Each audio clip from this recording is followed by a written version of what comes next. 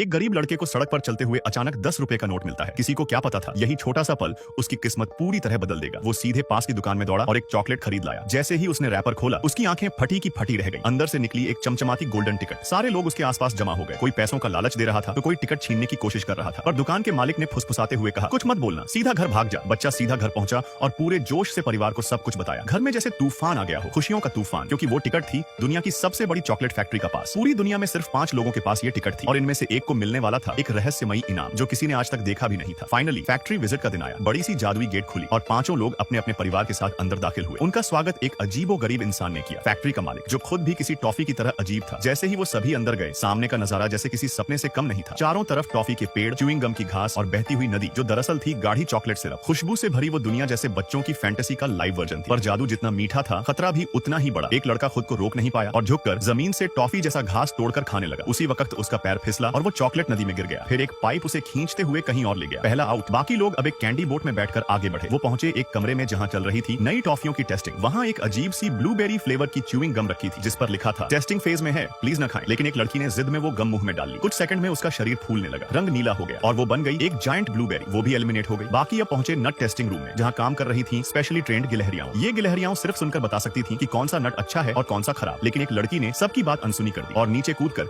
एक गिलहरी को पकड़ने की कोशिश की।